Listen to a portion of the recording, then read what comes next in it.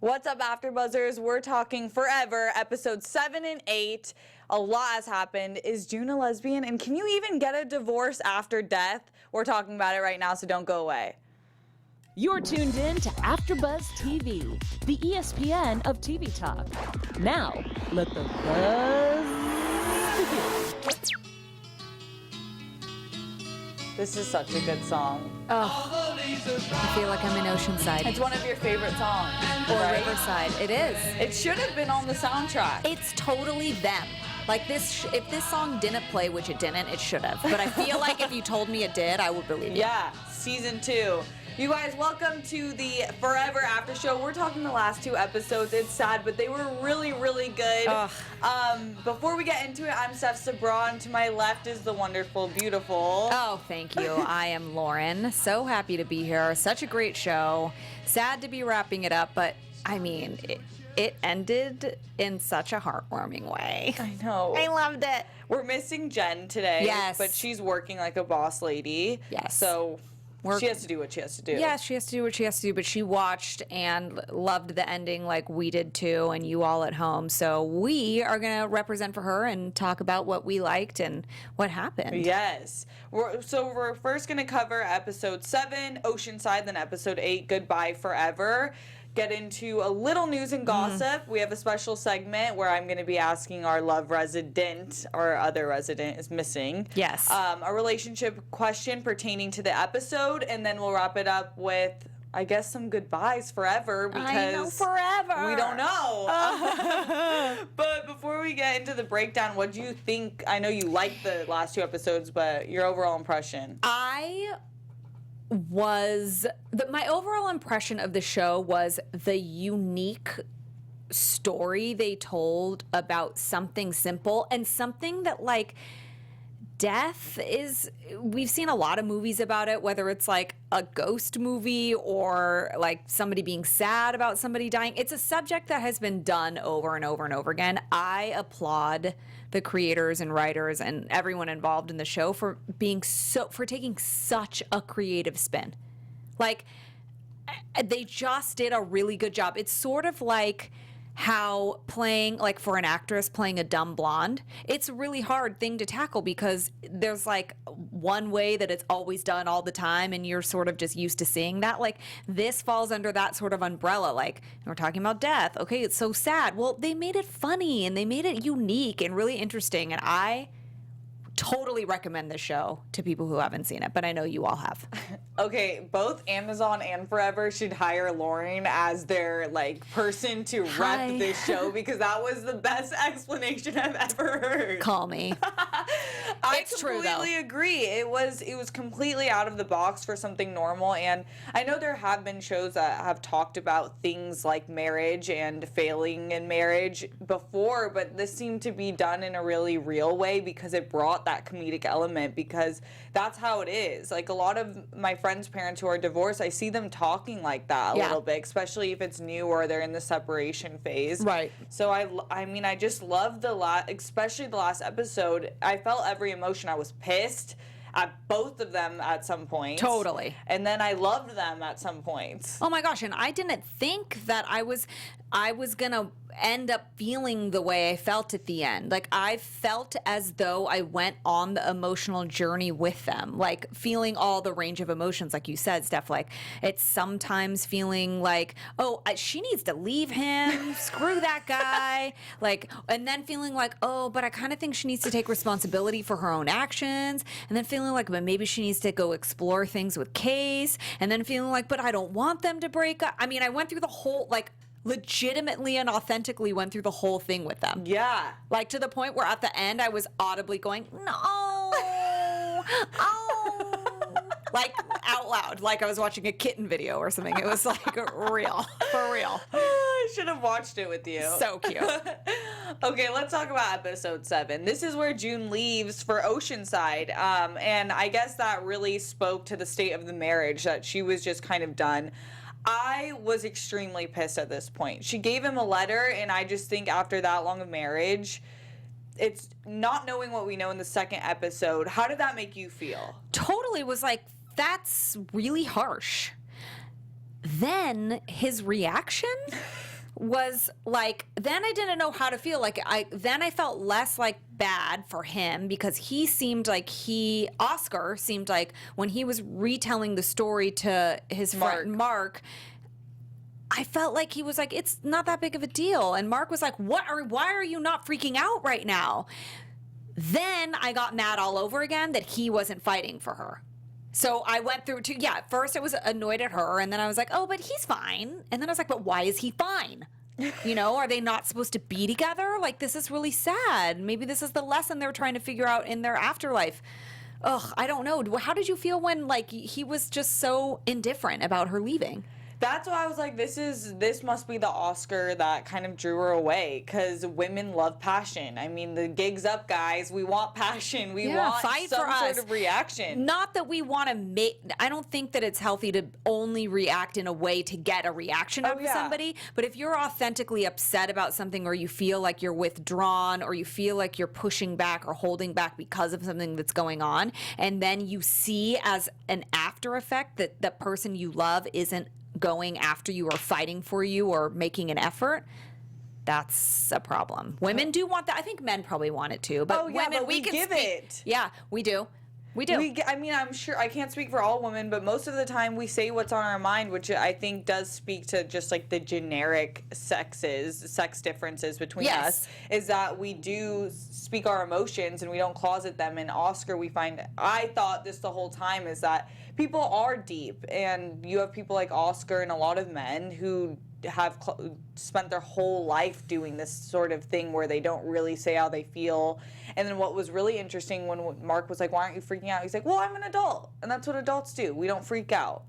And that did remind me of my dad a little bit. Like, just because you're an adult doesn't mean you can't feel emotion. Yeah, it's like you're taught as a child and as a boy or a man that emotions equal weakness. And we know that that's actually not true, but there's this thing in the back of your mind that society has driven into you for a long time, like, don't talk about your emotions, going to therapy means something's wrong. Like, now we all know that now, but these things have lived so long, we've been told these things for so long, that it's like a default. And even if Oscar doesn't think that he's building up a wall or not accessing emotions that he should, he's still doing, even if he's not totally aware, that's exactly what he's doing. And yeah, it is a little bit more male-centric to do something like that, I think.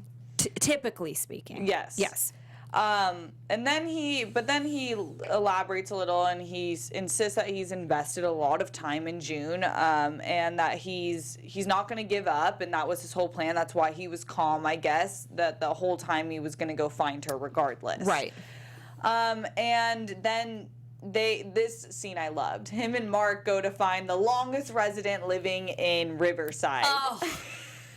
And then they open the door, and it's like a 6-year-old little boy.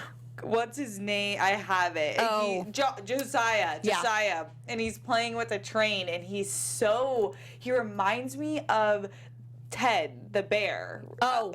Like that dry. Totally. He was very monotone, very concentrated, very in his routine. But that's dark. Like, but also you have to think too, like, so that's all he's only lived life under someone else's care. He's only ever gotten to the point where like a snack and a nap is like what happens in the day, and playing with toys. Like, he doesn't know, even though he's potentially like been in the afterlife for like, I don't know, we could even say like 50, 70 years, 100, who knows? Yeah. He's still at the mental capacity or even verbal capacity of like a 6-year-old, we're guessing. But he's got this information, and I guess processing it, he can process it, but it still comes out like he's giving them information about the train. The train only stops 2 places. So I think I don't know, what did you think that meant? I have an idea in my mind. Yeah, I don't know exactly what that meant, because then he said the only way you can get there is if you touch a current. So there's these rules, and I was trying to figure out the whole time, I want to believe that the rules all are consistent, but the more I watch it, I couldn't find the pattern. What did you think about the trains? I think that what he was saying is that there's Oceanside and Riverside, okay, and it stops in 2 places. I don't know, or maybe that's what he knows. because he hasn't tried to explore. I do think maybe there's a lot of, I think once we got into the last episode, we realized that the afterworld is their oyster, and they can kind of do anything, include like burn themselves and let cars run them over, and like it's gonna be okay. And so I think that the people that live in Riverside only know what they know. And this little boy knows the train stops in 2 places, and that you can touch, if you go too far from this area or a water source, it seems like, then you have to steal energy from a living human in order to give yourself energy to keep going, is what I took from that. But Oscar did it. He traveled and didn't take energy. So I don't know. It was hard to follow. I'm with you. It was hard to follow the rules, because I think at the end we ended up feeling like there are no rules, actually. You can kind of do whatever you want, but those rules do apply, but maybe there's other things you can do too. Those rules aren't true. There's just another layer, potentially. Yeah, and it is interesting exactly what you said, that there's people like Mark and Josiah that are been there and don't question the system. Nope. But Josiah, on one hand, knows that there are discrepancies to the system, but doesn't choose to challenge them. Maybe just because he's so young. He's a child, and he doesn't think he could probably even leave the house, maybe. Oh, yeah. You know, maybe he knows I'm not allowed to go out by myself or something. Or I don't know. I would just assume that he's kind of quarantined to this routine of like a 6-year-old every day, which is definitely not going out on your own. And like, I think there was a metaphor there, in my opinion, that you have to question everything. You have to continuously question everything, or else you end up in a metaphorical Riverside where you're doing routine and you're stuck with the same surroundings because it's comfortable and you can't move past. Totally agree. And then, meanwhile, June and Case arrive in Oceanside, and they find this opulent mansion with a bunch of Gatsby-type folk. Like, it's so cool, but it gives me a creepy sense. Totally. I think we get the creepy sense because we know they're all dead. So it feels like ethereal / dark / haunted mansion-ish, because we're like, what the hell is going on? Yeah. But it's then we know that there's like friendly faces. And the guy and the French girl come up to them, and they're like being welcoming, but it's so you still don't know where they are, so you're still kind of creeped out because you're like, but I'm unsure. Yeah, and they said we haven't had visitors in a while, so there's all these pieces that just leave me unsure and also uncomfortable. I feel like the French lady really creeps me out. Yeah, that's Roma Downey, I think, is the actress's name, and she was from like, what was that show? Angel. Touched by an Angel. My uncle actually worked on that show. Oh, really? And is friends with her. And is She's actually great if she made me feel that way. She was totally like, she was like perfect. She was kind of odd and very like, she felt to me like some people that live in LA that are really super spiritual, right? Like, I'm going to go, will you come light my face on fire? I just really want it to be somebody who I trust and love. And that's you. It's like someone who's like, I'm going to go do drugs right now. Or what's that? I was just thinking about ayahuasca tea. Yes. I'm going to go do ayahuasca tea, but I really want you to hold my hand, Steph, because I trust and love you. It's like, oh, that sounded oddly familiar, and this is so not a normal situation. But LA, for those of you who live here, stuff like that happens all the time. All the time. The mansion was odd. It was cool. totally. But then I feel like, did you feel okay about it like soon after? Then I was like, oh, I think they're good. I think they're fine. Yeah, they seem okay. I thought they were fine. I still want to know the game of it. I want to understand it a little bit more, and I don't know if we didn't get it this season. I don't know if we're supposed to get that at all. Well, it's like, think about this too, and this is just coming to my mind right now because of what you're bringing up. When we were introduced to the afterlife in this show, and Riverside was the afterlife that we knew existed, it was boring, quiet, routine, monotonous, blah, and everyone living there is sort of that way. This other afterlife, you get there, and what are you introduced to? A mansion having a party. So to me, these are the people that want something more, and they're gonna go search for it, and this is what they found. There could be something even after Oceanside too, who knows, because I think maybe we may have seen what that might be towards the end, or alluded to what it might be, that there's something else. But I think that it's interesting to see the introduction to Riverside and the introduction to Oceanside, how vastly different they were. No, that's a great point. It's something to the people, and that's why you said and they were having so much fun, right, Steph? They were like it looked like a roaring 20s party. That's exactly having the time of their lives. Were the people in Riverside having the time of their lives? No, they were trapped. No, they were trapped and kind of just, exactly what you said. Going through the motions. Yeah. And the old man that they keep seeing said that it wasn't for Oscar. But then I do agree. I think that ties into exactly what you said. It's about people searching for life. And Oscar had to be searching for it to find it. And he did. He made his way to Oceanside, not touching any currents, because Oscar is a saint. He's just has some oddities. And he makes it there, and he just goes in. Because he's exhausted, but he goes in on June. Oh my gosh, he laid into her, which is sort of what I know. He was mean, and he said some mean things like, you're a homewrecker and you're evil, and how could you do this to me? And he wasn't wrong, but I think even though the words hurt her, I think that's who she had wanted to come out all her whole marriage. And if it wasn't who she wanted to come out, she would have never come back around to him again. So even though the words may have hurt, I think that's who she had been searching for the entire time. And she drew it out of him, and he drew it out of her. He wouldn't have gone to search for another life or more in life if it wasn't for her. So she was the inspiration for him to go get there. And maybe at first Oceanside wasn't for Oscar, but because of her, it was. Yes. Which is cute. I totally agree with that. I thought that nothing he was saying was not true. He obviously said it in an embarrassing way in public in front of everyone, but everyone's dead, so what is there to lose? They'll get over it. They'll forget about it because they forget. And then he passes out from exhaustion, and we're left there. So I left feeling like I'm glad he said something. It wasn't the best way, but I'm really glad he said something, and I'm glad he went after her, because even though she shouldn't have left, if you really do love someone, maybe we know that she is having an emotional breakdown, and they later call it an emotional affair.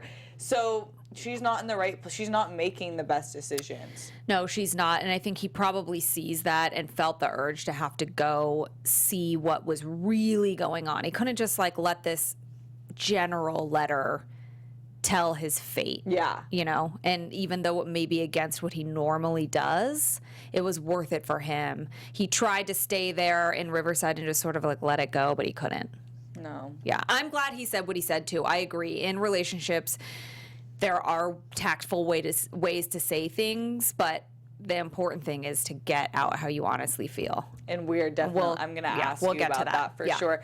Before we get into episode 8, Lauren has a special announcement for us. Yes, you guys, AfterBuzzers, thank you all for watching and tuning in. And we here at AfterBuzz, we are a network that produces after shows for nearly all of your favorite TV shows, all of them. I mean, there's reality, sci-fi, drama, Amazon shows, forever that you're watching here. And this network works so hard to serve the television fans and the super fans like you guys out there, but we need your help. We are asking that you please subscribe to one or more of the channels on YouTube. So by subscribing, what actually happens is YouTube then will suggest content that is tailor-made for you, and that in return helps AfterBuzz continue to grow. And don't worry about pesky notifications. That is fine. You just opt out. It's not hard, and you won't get them, and they won't bother you. So just make sure you hit the subscribe button now for this channel,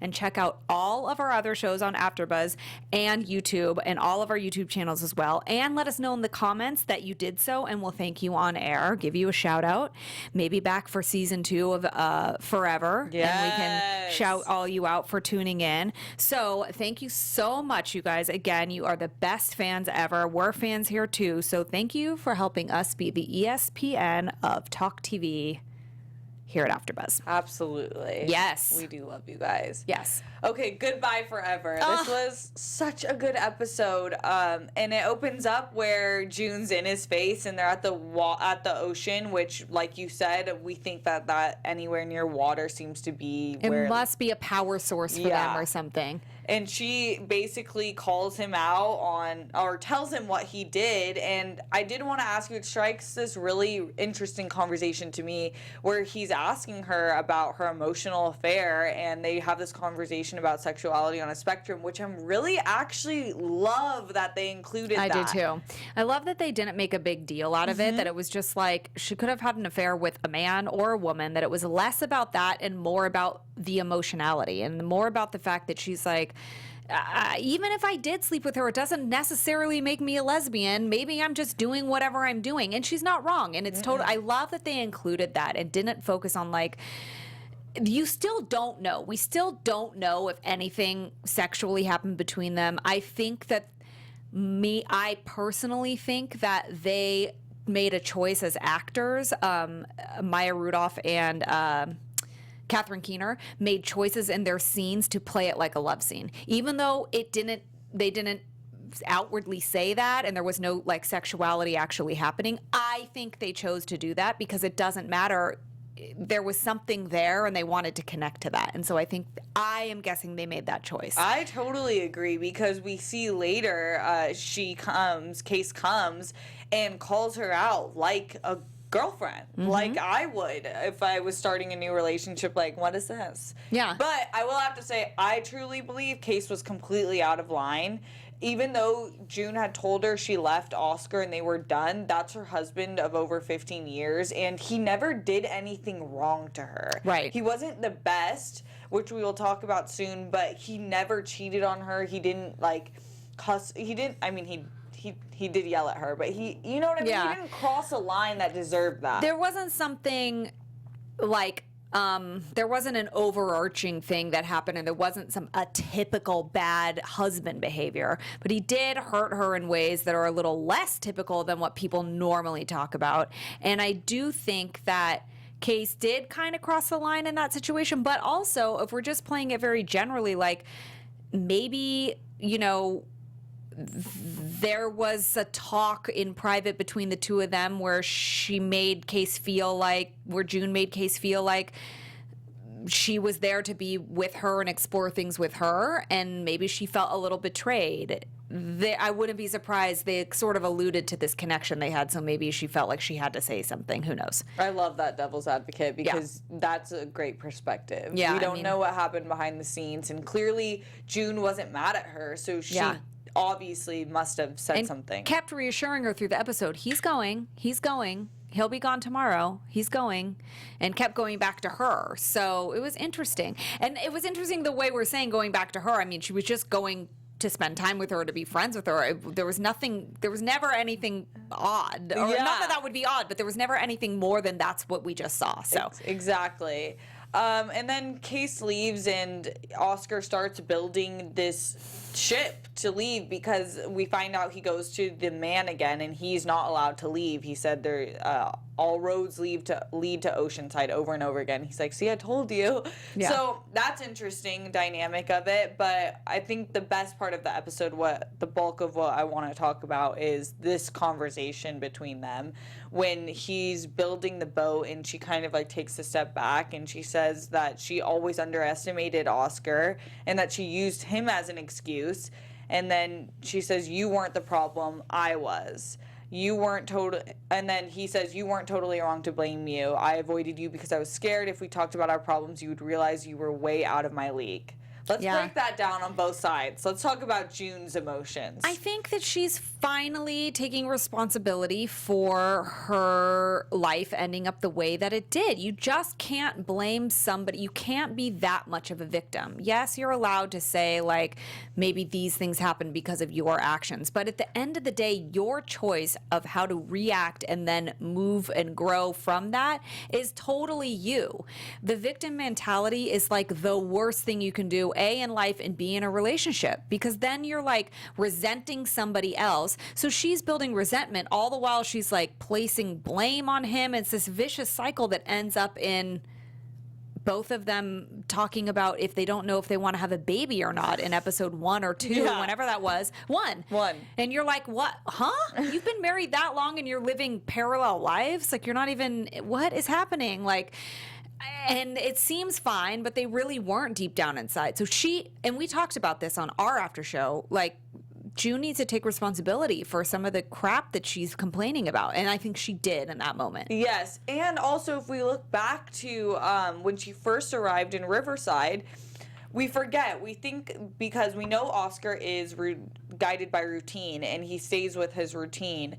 But we forget to realize that anytime she asked him to do something different, although he was a little bit pushed back on it, he always accepted the new thing. Totally. You're right. So she should have been able to maybe express her desire to want to do different things and to branch out a little bit better or more effectively so that she could guide him to do those things, because it ended up happening. That's what ended up happening. Yeah. Okay, so then Oscar, and I really love what Oscar had to say, because I think it speaks to a lot of men in general, this kind of feeling that he was scared to talk about the problems because he's insecure, essentially. And because June is a catch, but so is he in a lot of senses. So I thought that was a really, really interesting way to word his emotions. I think he totally hit the nail on the head and really accessed his vulnerability in that moment, which we talked about is typically could be hard for men to do because they're taught not to do that. And I think in the moment he was taking responsibility for his feelings and actions and saying, like, yeah, you know what, I hear what you're saying, but you're also not wrong for blaming me for being the way I am. I am the way I am, and I could see how that would have made things different for you or hard for you.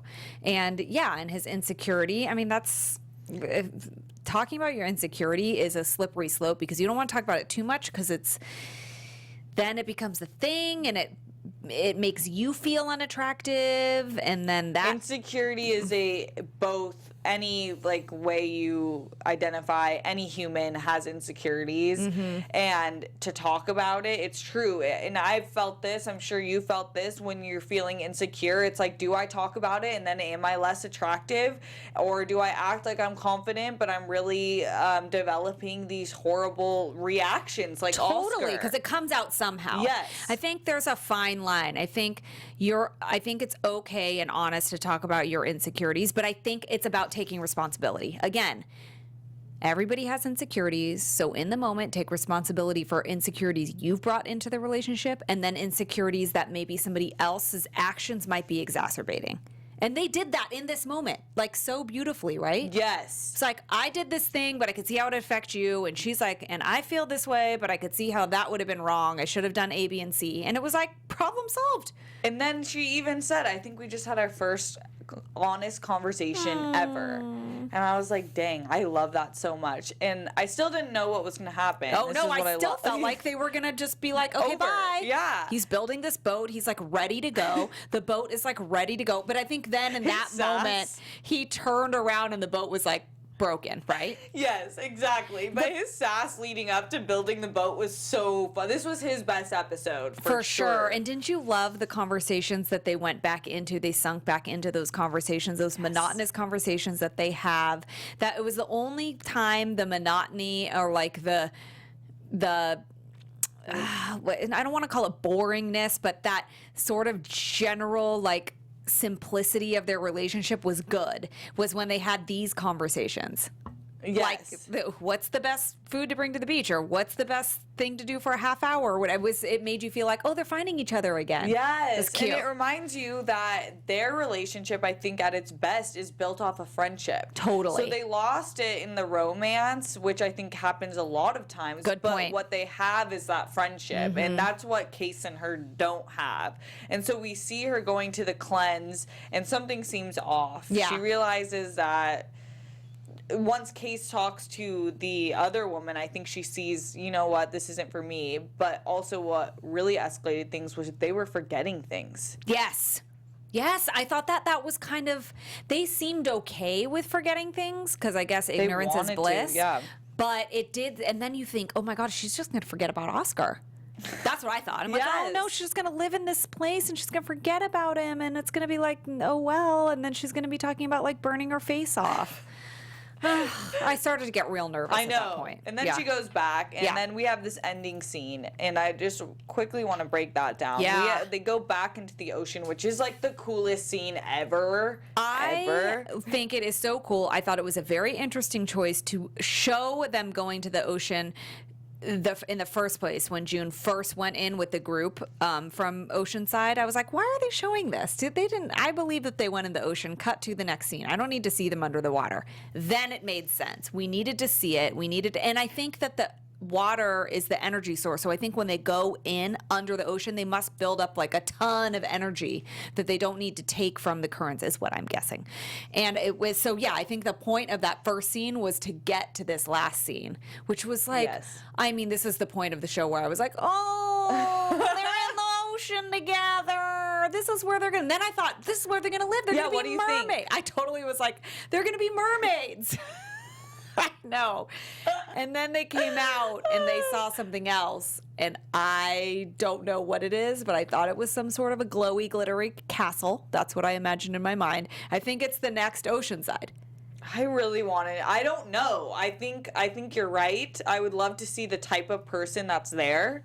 If it's another, like, group of people searching for something in particular, but I don't know. But I thought it was such a great way to end, because whether or not we have a season 2, I'm satisfied. Me too. However, I would love to see a season 2. I would love to see a season 2. Because I just think there's so much to explore. Totally. And just the liberty that they have just writing the show with the death element is like, it's like sky's the limit. Exactly. Ocean's the limit.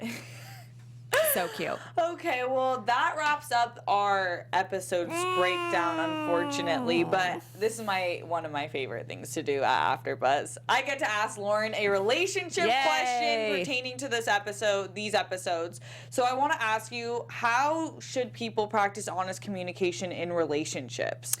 I think the key, again, and we're to beat a dead horse, talking about taking responsibility. I think when you are trying to be honest with somebody, I think you really, first of all, break it down to its simplest emotion, right? Like, what is this thing that's making me feel this way? Check in with yourself.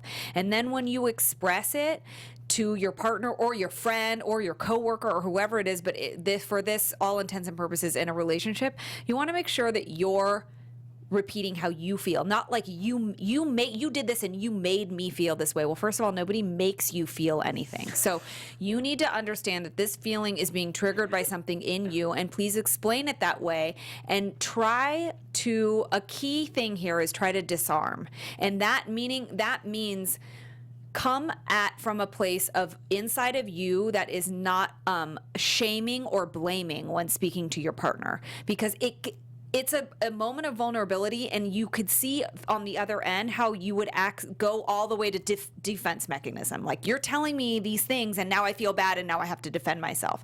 So try to break your feeling down to something simple, disarm when expressing it, and make sure that you're taking responsibility for your vulnerability and insecurity that you brought in to the relationship, because the other person is so much more apt to listening and understanding when it starts like that. Yes. And that's for any relationship, guys, especially romantic, but friendship, work, anything. Like, that's a good kind of simple approach. That's so true. And it reminds me of what my mom says. She says always wait 24 hours before you approach someone about something. It's for a hothead like me. Yeah, no, totally, because you need to think about it. You need to, like, check in with why it's making you feel that way. And word it right, or else you're not going to get the reaction you want. It's just going to be a fight, and then you're not listening to each other, and you're getting defensive, and it's like, then when you revisit it 24 hours later, it's so much better. Exactly. Yeah. I love that. That was so great. Thank you, Lauren. Yes, of course. And I know you have a little bit of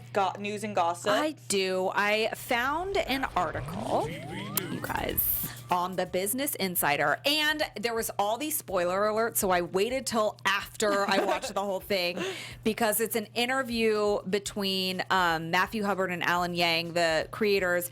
And it's a great article. There's tons of information on it. If you watch the whole entire show, please read it again on the Business Insider. It tells like every in and out of the storytelling and things that happen in the show. But we're safe to read it because we know. The one part that stuck out at me is Alan and Matthew, they presented this show like to whatever, when they were trying to sell their show idea, as they literally went in like, this is a show about marriage. And like they were brave to do that and I think it was a nice like ploy in the room when presenting, because like how many shows are about marriage? Like all of them. So people were so like anticlimactic. Like this is going to be so boring. And then they told the rest of their idea and opened with like, but the two main people in the relationship die in episode 2, or like 2 and 3 or whatever, 1 and 3. So I thought it was kind of cute that they had such faith in their show and their idea and took this simple idea and really went for it. And that's why, and they also say in the article, that's why it ended up on Amazon, because it's just so different than normal network TV, if you will, which I think is changing, but they had all their liberties that they could, really live out and create. And the article is very cute, so read it because there's tons of information. But that was my favorite part. I love that, and it really speaks to the show because you can see that kind of secrecy, and then you just have to wait and be patient and see what it is. See what unfolds, because I did not expect the ending to be the ending. No. At all.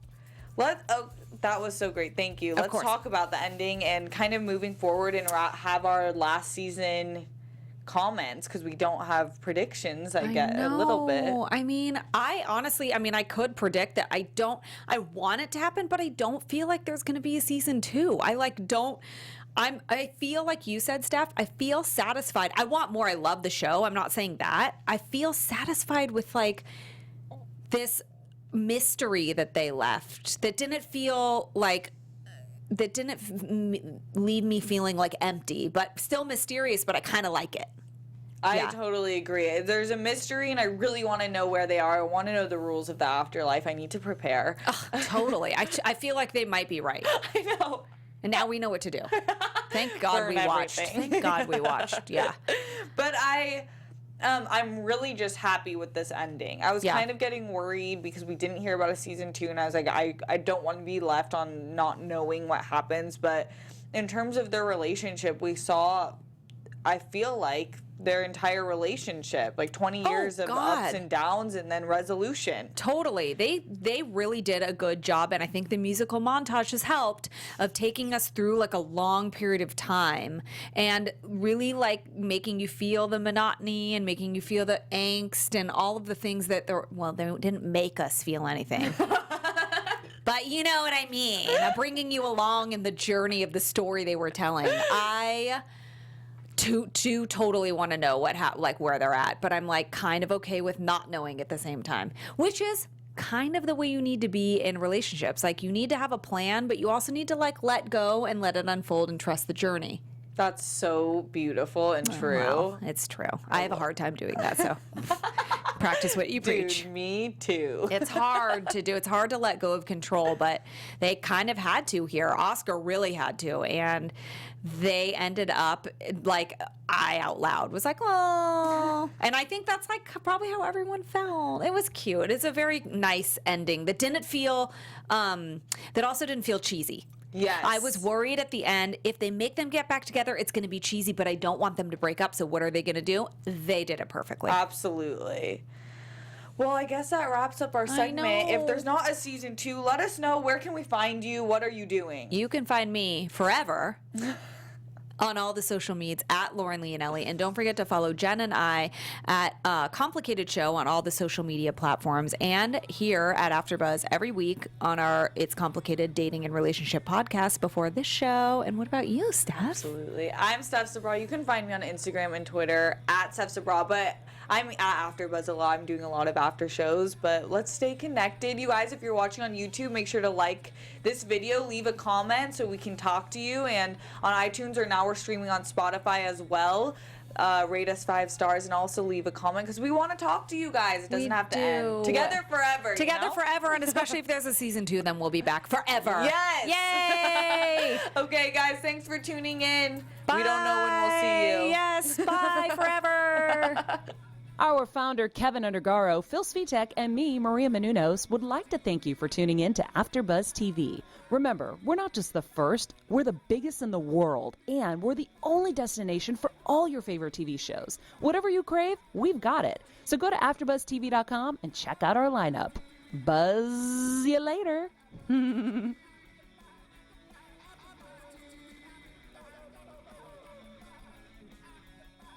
The views expressed herein are those of the hosts only and do not necessarily reflect the views of AfterBuzz TV or its owners or principals.